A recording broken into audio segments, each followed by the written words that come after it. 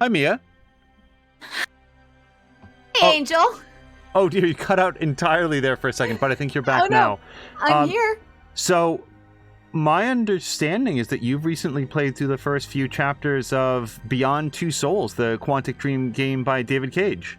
You understand very correctly. Oh, that's an incredible coincidence, because so did I. Wonders never cease. Yes. So me and I are preparing some content that's going to cover an upcoming hiatus that she has going, and she had this great idea. What if we both played a narrative game that neither of us has ever played, and maybe we'll have a chance to check in every once in a while to compare notes on how things are going in our stories and what we think so far. And the choice made was for Beyond Two Souls, and I've never played it. I've played some of David Cage's other games. Mia, what games have you played by David Cage? Played in this order. I played Heavy Rain, and then I played Fahrenheit Indigo Prophecy. I have not yet played Detroit Become Human. And I'm just going to take one quick look at something because the timer on my recording is not moving at all, but it does appear to be recording. Just give me 1 second. Sorry if you're watching this because we're recording this live. It does look like it's going, so we're going to call that a success. Yeah. Sorry about the delay. I had noticed that earlier when I was recording myself, that it was just staying at 1 second, but it recorded the whole thing. Wild. Okay. Yeah, because we've done recordings in the past. In any event, just before we jump in, I wanted to touch base on something that I talked about at the very top of episode 1. Beyond Two Souls features some pretty big name actors, and one of them is Elliot Page from the Umbrella Academy and some other projects. And in this game, Elliot is playing a young woman named Jody, and that may make the conversation around some of the names and pronouns somewhat more sophisticated than it is in some projects. So I just wanted to say for the record that I would like to be extremely careful for myself about any sort of misgendering or even more so dead naming. And to the extent that I ever misspeak, rest assured that it is an accident, and I will endeavor to catch it, correct it, and then move on so we can just continue talking. Exactly that. I had also made mention of that at the beginning of my playthrough, and similarly, if a mistake is made, it is not at all intentional. So yeah. So you've played, wow, it is thundering outside all of a sudden. You've played both Indigo Prophecy and Heavy Rain a lot more recently than I have.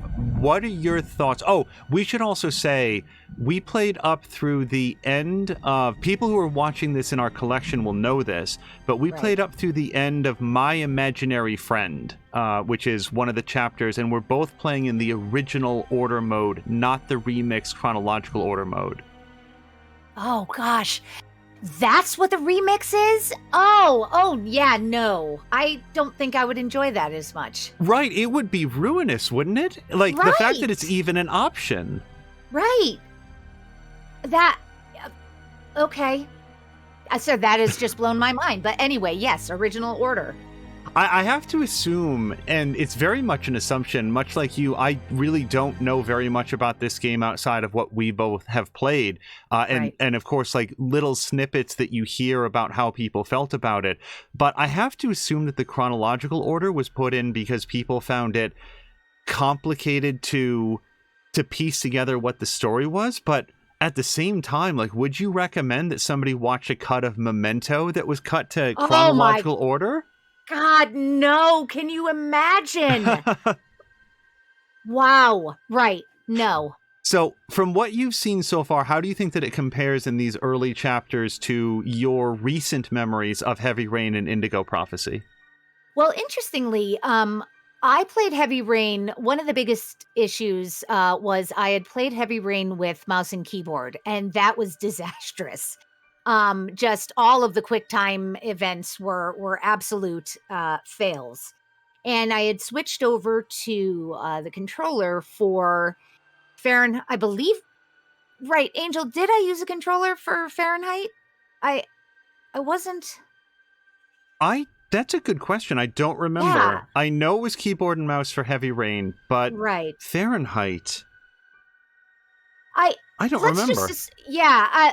I don't either. I would have to assume, since I had played that, I believe within the year, the past year, that I had used a controller.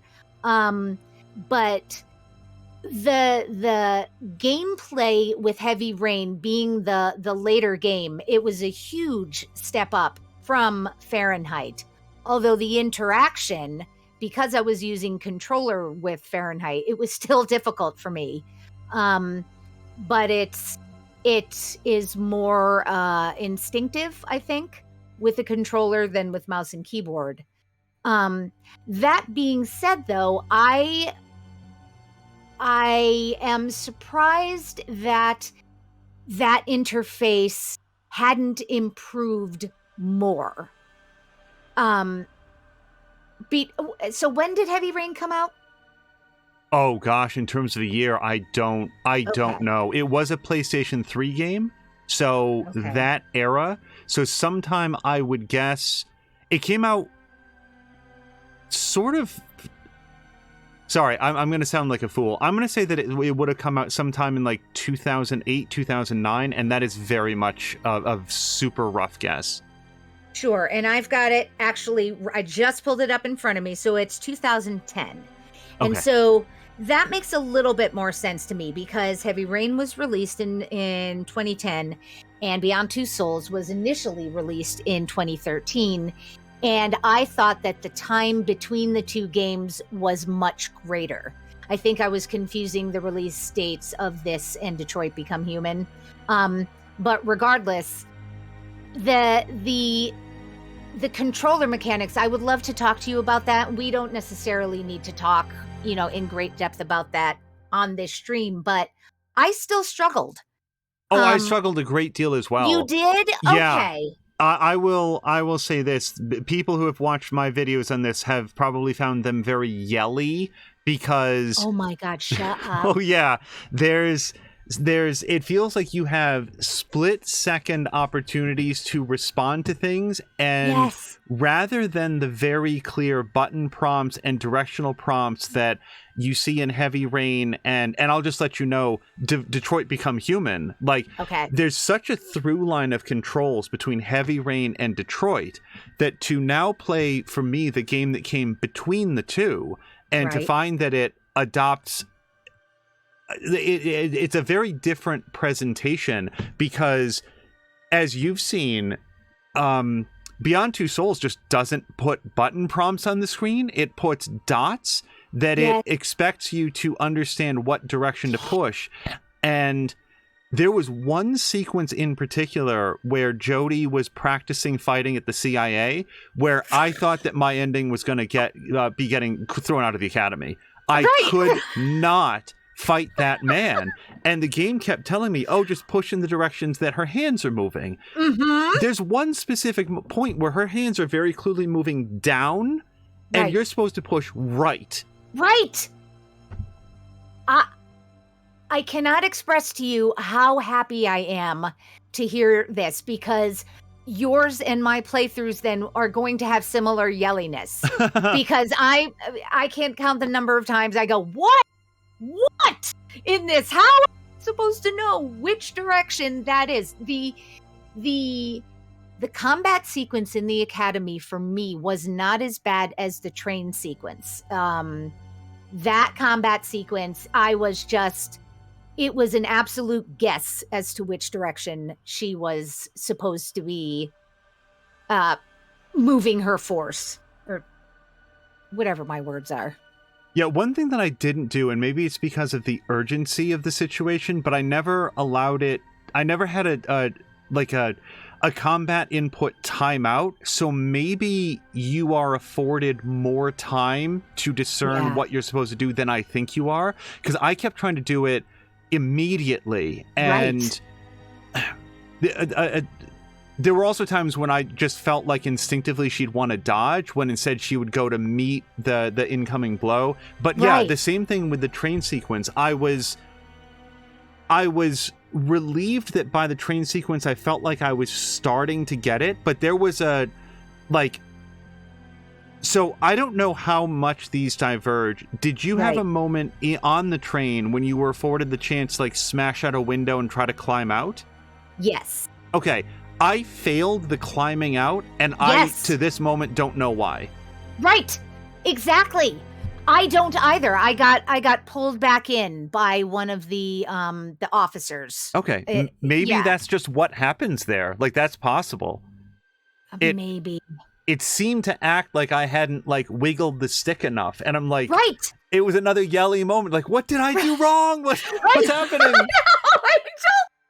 I know. And in particular, there were just throughout. You summed it up already, but the issue for me was, all right, in this instance, am I supposed to hold the bumper? Am I supposed to push the sticks apart, push them down, push them up, push them together? And there were times when it was press A to look at something, and I would press A, and I'd look at the thing and then bounce back out. So I'd hold A, and then I'd look at the thing, and just continue looking at the thing, and try to press other buttons, and nothing was happening. And so then I let go of A and bounce back out again. And I found out it was one scene in particular. I think it was the last one, the My Imaginary Friend. There were two areas where, I failed to get a cookie, and I failed to pull the shoebox down. Did you have either of those? Well, I chose not to get a cookie. Jody asks for a cookie, and then her mom says no, and then I abandoned the plot to get a cookie. And I figured that I don't know. I assume it sounds like you took a different track, that maybe you can try to coerce Aiden into. So that's another thing. Very quickly. Aiden or Aiden? Because the characters in the game seem a little bit. Yes. Jody herself, one of the final scenes in the group that we just did, says Aiden and then says Aiden, within like a minute. But let's go with Aiden. Sure. I feel like we were, Yeah, I chose at that time not to go for the cookie. So when I got the end of chapter stat that said you didn't get a cookie, it was like, yeah, that's correct. And the shoebox, I never saw a shoebox. Like I didn't. When I hit that very last end of chapter thing, I was like, "What shoebox?" I didn't know what it was talking about. Right. Well, and I'm hoping I know what it was. Like there was a decoupage shoebox on top of a wardrobe in, I think, the parents' room. The parents' bedroom upstairs, across from the dad's office. Oh, okay. And I think in both of those cases, now that you're telling me that you actively didn't, at least with the cookie, you didn't go back to try for the cookie, I didn't either. And so what I assumed in that final screen, I think I assumed incorrectly that when I saw the cookie, Mom said no. I should have been able to grab it, but couldn't. But it might have just been that I did not go back to try to get a cookie. I don't know if that makes right. That, you know what? Yes, Angel. In both of those instances, the things were very high up. I suspect we were supposed to have tried to go to use Aiden. Yeah, and I didn't want to. Like, I figure at that point in her journey, Jody is sort of creeped out by Aiden, doesn't want to interact with it very much. For something as menial as getting a cookie, or to like, I again never saw the shoebox.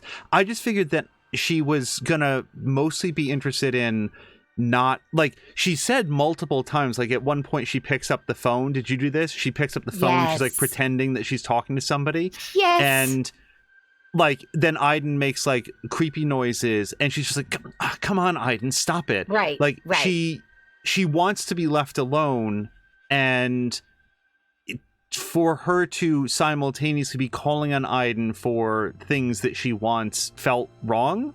Right. So I was just like, she's not going to be like this. She's not going to be talking to Aiden and trying to get help. Right. Now, I'm curious what you made of Dad, because the scene that introduced the existence of Dad occurred immediately after I said, oh, I guess Dad's not in the picture, because there was like no mention. And then, oh, wait, here he is. Hi, Father. That was, I also suspected it was a single parent household. Then I go upstairs and I'm looking around, and I happen to catch out of the corner of my eye that Dad was sitting at his desk. So I go in and he's huffy, and I'm like, ugh, okay. I guess, he just doesn't appreciate that he's got a little daughter who wants his attention.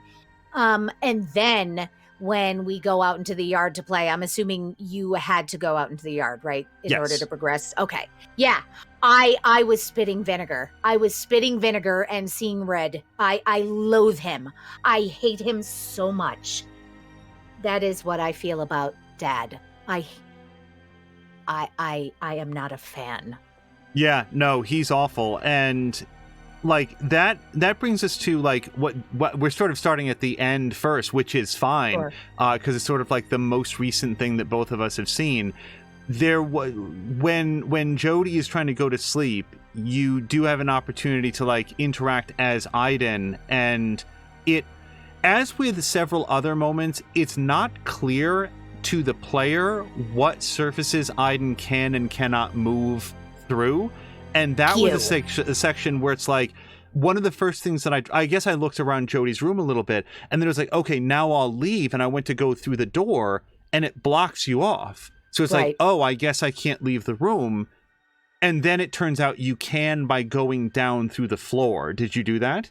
I don't. We're talking about in her bedroom, or yes, when she's trying to go to sleep and is sort of like tossing and turning a little bit, and then it's Aiden. Yeah, you can go down through the floor. It's like, okay, this goes to the same thing like with the fighting controls, where I feel like there was an attempt followed by a belief that they had succeeded in making the controls much more intuitive, and that people would just sort of like get what they can and can't do.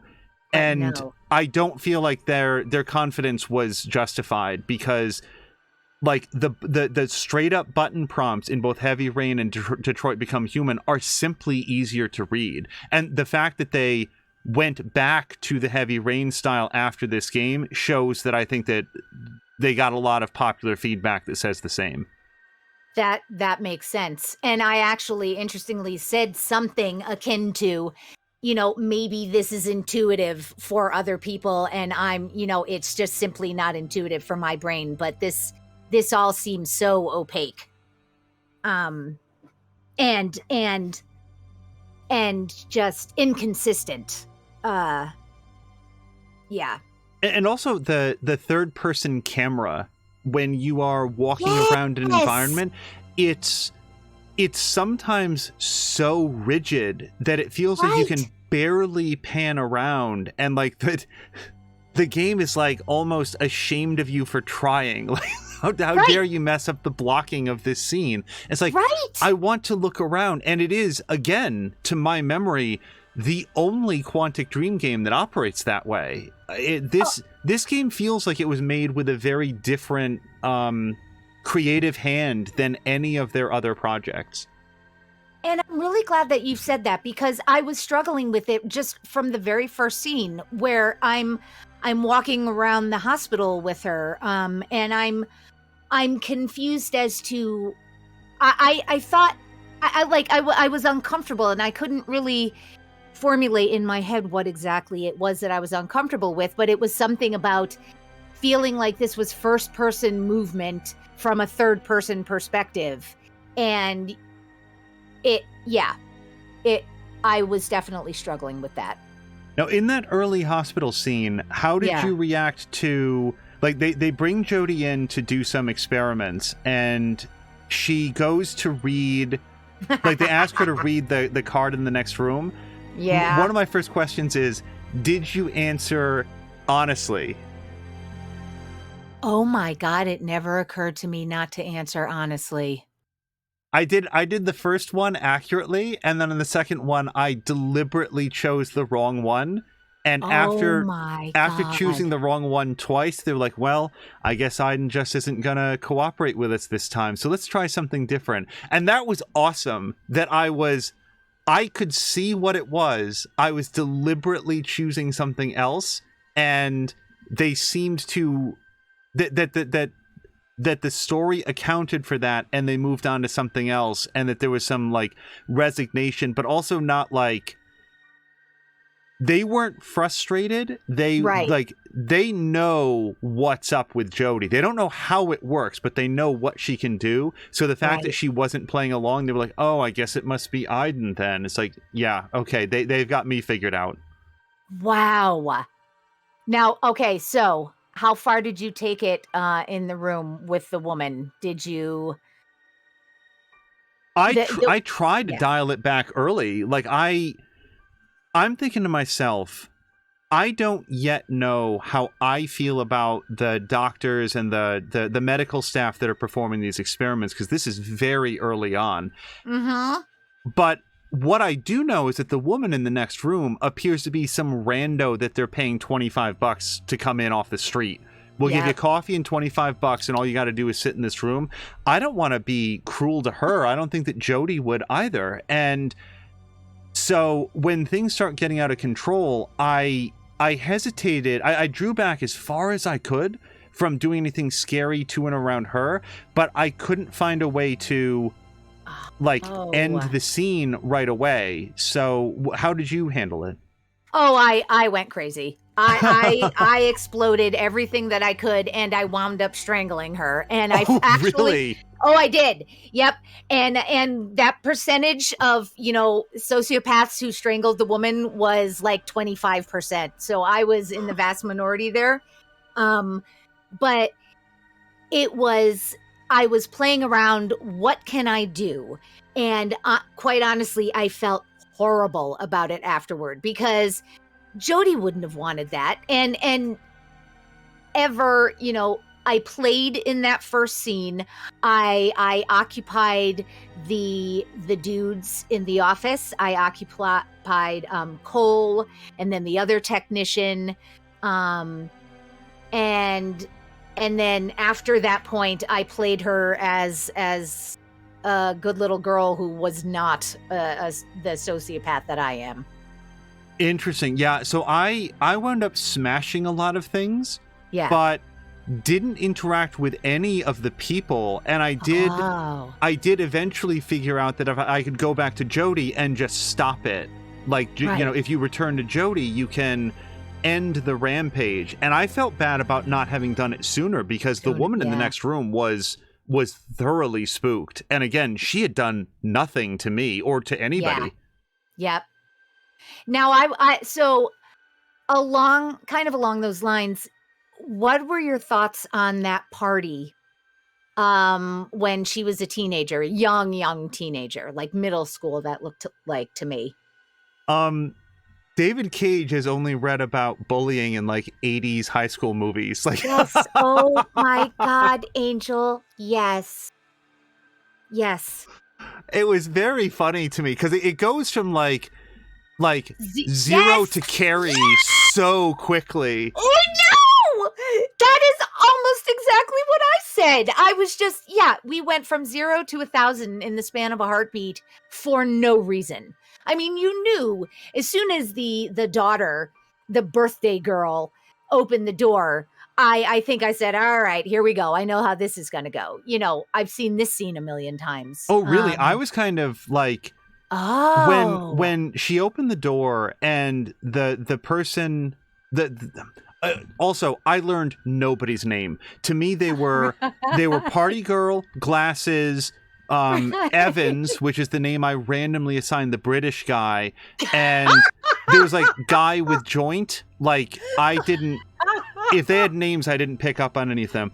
But when Party Girl opens up the door and she was like, "Oh, hey, Jody," like I was like, "Oh, do they know each other?" Like if I was expecting more of a like, oh, well, we're all in there, like that she would be much more cold, and instead, like, she was welcoming enough that it was like, oh, maybe this isn't going to be so bad, and then it just goes as bad as it could go.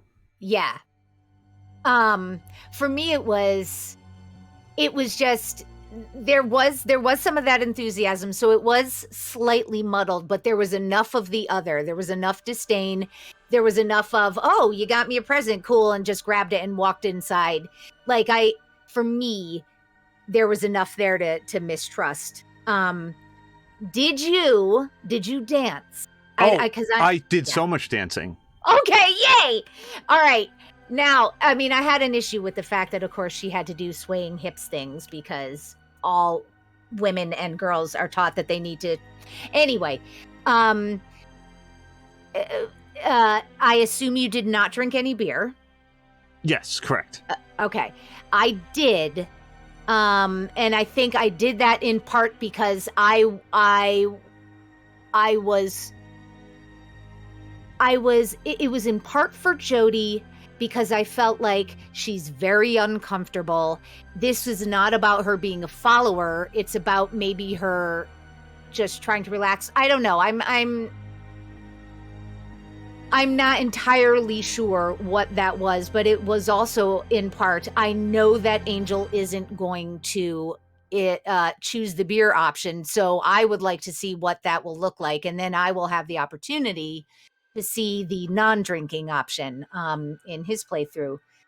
But did you then kiss Matt? Very quickly before we get there, did you smoke the joint? I didn't get offered a joint. Oh, I was offered. I didn't realize what it like. It's not that I don't know what a joint is. It's that I didn't see it on the screen. So like he was like, "Oh, hey, you want one or you want some or something like that?" And I thought he was like pointing to like some food that was there on the plate. So I was like, "Sure." And then, so she takes a drag off the joint and oh no, has a good time that way. Now so I guess Matt was the name of Evans. Yes, Matt. Yes, Matt okay, Evans. So Matt, so first of all, I don't want to break down every single decision, but I was very curious. What music did you select? Because Party Girl says that you can, Jody gets to select the music. So I'm curious which one you went to and what happened. I was told to select the music, and so I explored the house. Oh, really? Yes. Well, not the whole house. Just like I was exploring the living room as much as I could. I tried to actually leave the party. They, of course, would not allow me.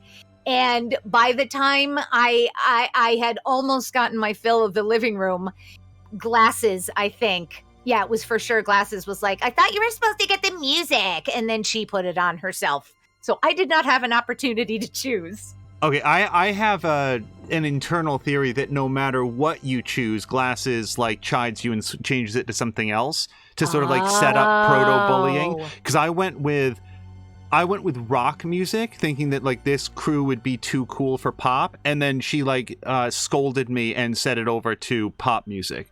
Okay. So I sort of think that, but that's a guess, and that's why I was curious what you'd chosen. But yeah, bringing us back to Matt. So as soon as he stepped up to Jody, I was like, oh, Jody, this is Billy Zabka. Like, you need to not interact with this kid. And then he had some line, and I referenced this in my playthrough. He said something about, like, I don't want... He said something that seemed to express concern for how she was feeling and whether or not she was comfortable.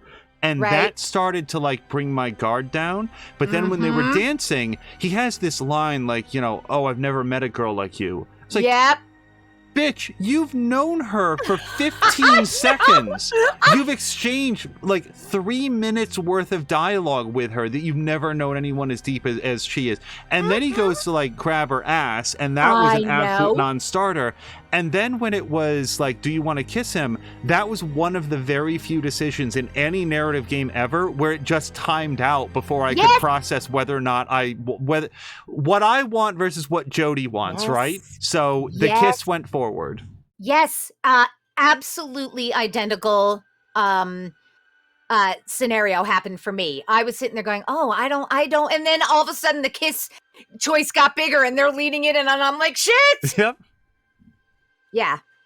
And then, like, I will also say that not often having been a teenage girl at a teenage girl party, even I was keyed in on the fact that Dr. Willem Dafoe gave her like an original Edgar Allan Poe. Right. Like, yo, this... Now, I will ask you, what percentage of your birthdays have you been presented with a thong by one of your friends? Is that a common gift that is just sort of like handed out at teenage parties? Not at the time that I was a teenager, and not with my particular group of friends. No thongs existed. I remember having like dinosaur stuffed animal animatronic thing. So right. Yeah. That seemed again like whoever's writing this is coming at it with this image that actual and again, like you said, what was this, 2013? So it's not even like TikTok was a thing yet. It's like, okay, this doesn't seem like any of the high school students I've ever interacted with, but shit, maybe, I don't know. So but like even then, like this first edition Poe to some like, how old is she supposed to be? Like 13, 14, 15? I know that Jody seems younger than the other kids, but she's just at best gonna be like, oh cool, a book, and she's just gonna like set it aside because that's just not what she's into. Right. I know. And that's the one thing, like even before Dr. Willem Dafoe, you know, he's dropping her off, and even before she gets out of the car, I'm saying, could you give her something more concrete than, oh, of course they're going to like you, it'll all be fine? Could you actually give her something that would be helpful, something specific, something that's unique about her, that she can walk into that place feeling like she actually does have something to offer, not just an empty platitude that it's all going to be fine. So he's just daddy clueless, from not knowing how to be actually supportive of her, even though he appears at this moment to have good intentions, to giving her a first edition Poe. Right. And I'll also say that as soon as I saw that there was like a cabinet under the stairs, I think I might have made like a Harry Potter reference. Yes. And then I'll also say that of the bullying, the line that like touched me off the most was when Matt says like, oh, she's been chasing me around all night. It's like, I know. Again, guys, this party is 20 minutes old. Right. So fast. Right. And like, again, because he'd started to win me over with there's some like golly gee aw shucks thing that he does, and it's for me it's been several days since I've played it. But it seemed like he was concerned about how she was feeling and her comfort level, which then shortly thereafter you come to recognize, or I came to recognize, like, oh, this is just part of his manipulation technique. And then for the fact that he turns on her, as they all do, for like just no reason. She hasn't made any grand faux pas. She brought like a present that isn't as cool. You could just like set it aside, right? But like they take this as an opportunity to just like dump on her. Did you show off her powers to the group? Like when they ask like, oh, what can you do? Show us this special trick you can do. I was firmly in her head. I was leaving Mia out of it. And I did not. I was thinking, you know, I had her act reserved toward Matt Evans initially, and then after a couple of questions, I think it was the moment where he said something about, oh, I shouldn't have asked you that, I'm so sorry, you know, blah blah blah. That might have been the thing I was thinking of. Yep. And so she relaxes some, but then when it came time to be a party trick, I thought, no way is she relaxed enough for this. And she's not really, I don't see her as being super thrilled about this power that she has. So no, I didn't show her off. And yeah, How about you? No, ditto. Yeah, you're not. Yep. The way to make friends is not to establish yourself as being special and different. And as you just said, being the entertainment.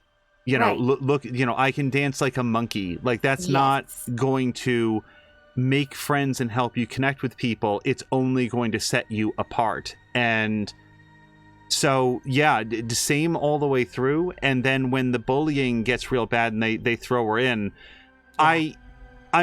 I'm taking the fact that she didn't immediately blow open the door with Aiden's help, that maybe if she gets very panicked or very emotional, she can't communicate or loses that bond, and she had to calm down a little bit. That's my best guess. But then when I got out, it offered do you want to take revenge? And I'm curious what choice you made there. I didn't. Because I didn't think that's that. I don't think she's super stoked about her powers, and they were obnoxious. But taking revenge just seemed so cartoonish, for me.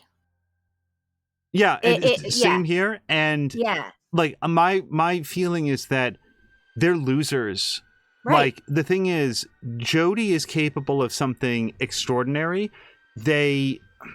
She was hoping to connect with other kids that were around her same age.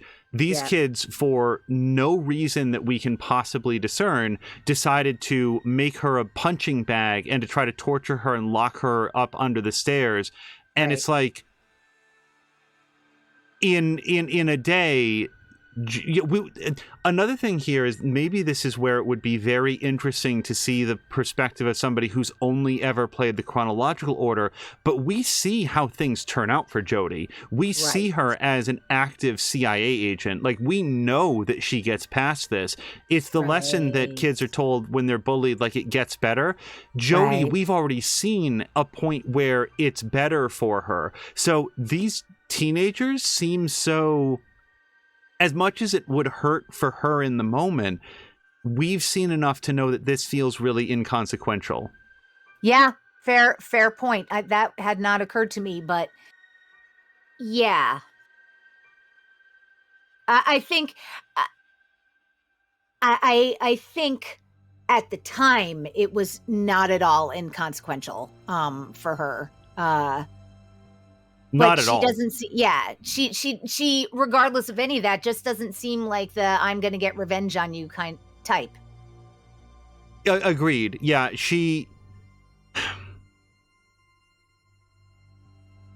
I feel like Jody struggles. There was a line early on, and I'm trying to remember exactly which chapter it was, but Jody says, I think it's to Willem Dafoe. I'm trying to remember. She's describing Aiden as something that is bound to her, and this is a lion in a cage. Yes. That's how she characterizes it.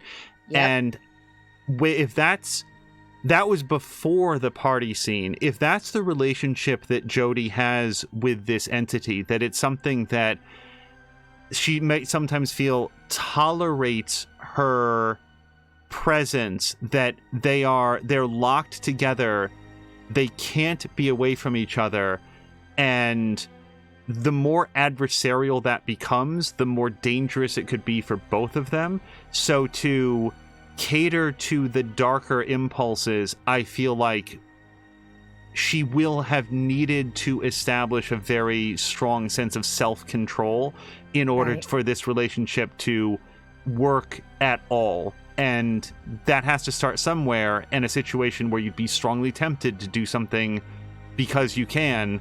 That's a good point to say, this is the decision point for my life where I'm not going to fall for that. Yeah, sure. Which then brings to my mind the scene in the... So we touched briefly on the on the train rather. That didn't go my way. I got caught running through the woods. Me too. Okay, maybe that again just no. Actually, I think it doesn't just happen, because you can see in the decision trees. Yes. like, no, not in fact, I think most people didn't, if I remember correctly. Got arrested in the woods, you and 23 other percent. Like, what? Was there an option not to? Because I was hitting right bumper and left trigger all as hard as I could, and I couldn't get out of that situation. I was very disoriented in the woods, which I think is actually like intended. We talked about some of the rigid camera controls and the obtuse like QTEs, but I feel like feeling disoriented in those woods is probably by design, that it's you're panicked and you're fleeing, and like, which way do I go? And the sound seems to be coming from everywhere, and that was very effective. And I got to a point where I was like climbing up a sort of a wet cliff and doing relatively well, and then when the people come below her, Jody just like presses herself back against the cliff face. I'm like, yo, no, they're gonna see you, and then they immediately see her. And this eventually leads into, it sounds like we got something very similar. Yes. Into like escaping on a motorcycle and like riding into a town. Did you get to this? Yes. Okay. Yeah, that was the most tense experience for me, because having ridden on wet roads, I was freaking out the whole time. I was just waiting for her to dump any second. I hated that, but go ahead. For me, I think one of the most tense moments came just a little bit after that, when she's being hunted in that town and she's pleading with Aiden to like stop them. And I'm like, I did everything that I could that wasn't immediately directly violent, followed by as many options that I could find to be directly violent, and it still wasn't enough. And I feel like I got through there by the absolute skin of my teeth. Angel, I was having the same experience. She's saying, please, please. And I'm like, I'm trying. Like, I don't know. These guys are all blue. I can't interact with them. I have no idea what else I'm supposed to be interacting with. And finally, after several minutes of this, she yells the helicopter. Yes. Did you have? Yeah. And that felt like a gimme, you know, like, all right, clearly they're not understanding that the helicopter is a thing they need to do. Yeah, which was very true. Like, it sounds like both of us were like, I didn't want to choke people out. For all the reasons we've just discussed, I didn't want to like I didn't know that you could possess people and make them shoot each other. That wasn't on my power menu prior to that scene. It was like, oh, I guess that's what this is. But like, you run out of options and they just keep coming. And at that point, I was more driven by Jody's sense of self-preservation than by any artificial limitations on what powers I was willing to use. Yep, absolutely. And I thought it was, this is not, I'm going through the scene in my head, and the end of the scene is she's hovering over him saying, next time I'll kill all of them. Something to that effect. And her entire left side, the left side of her left thigh, was just road rash. And I appreciated that, because when she initially fell off the bike, I was thinking, oh my God, the road rash. And I suspected that they were just going to use video game logic and not have her walking around with, the entire left side of her body being hamburger. And they didn't. They showed, what the experience would be for someone wearing very tight jeans to fall off a bike and slide several feet on the pavement. Mm-hmm. And ugh.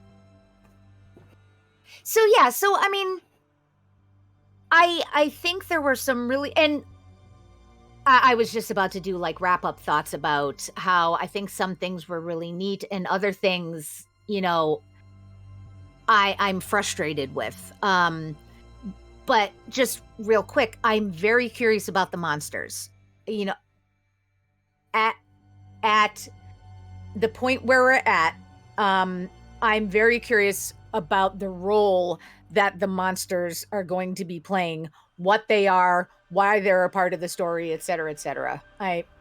do you have any thoughts about?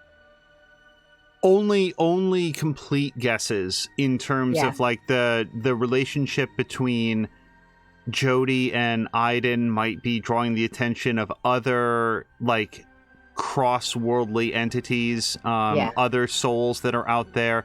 But that's, you know, there is this, gosh, which is the scene where I think it's Willem Dafoe asks her, who did this to you? Like the scratches. And she's like, you know, was that Aiden? She's like, no, it was the monster.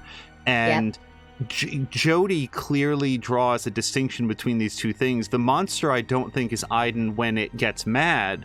It seems to be another thing. And she says the monster. So it feels like it's something else that is familiar to her, but that she has not yet articulated. And I think that's sort of like you said, in terms of wrap-up thoughts, the fact that this story is told non-linearly at this particular moment feels like a narrative decision that was made without a lot of understanding for why stories are sometimes told non-linearly. One of the benefits of telling a story out of sequence is that you get to show the effect before the cause. So as the audience is going through, they get to, like, something happens that they don't fully understand, and then they are treated to an earlier scene with that character learning something or having an experience that then informs the thing that the audience has already seen. It's like, oh, that's why it's like that. And I haven't had a lot of that so far. If anything, it's been almost the opposite, where it's like, events that occur later, like the party scene where they're like being CIA spies, are informing my decisions earlier on, like whether or not to take revenge. I don't feel like I'm learning more about Jody and Jody's predicament by having the story told out of sequence. I feel more that it's coming to affect the choices that I make, if that makes sense. It makes total sense, and that's incredibly intriguing. And it's also making me wonder if it's intentional. But I'm certainly looking forward to like the next chunk. Yeah. So and watching it all. Yeah. I guess what we'll be doing is probably playing through another segment together, and maybe getting together like this again to talk it out, and then maybe doing, you know, as we go, however many chapters there are, some sort of wrap up at the end. Yeah.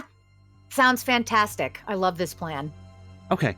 Thank you very much for talking to me about the game, and we'll reconnect in a few days and talk about what we've done since then. Absolutely. Thank you too, Angel. Yep. Bye. Bye.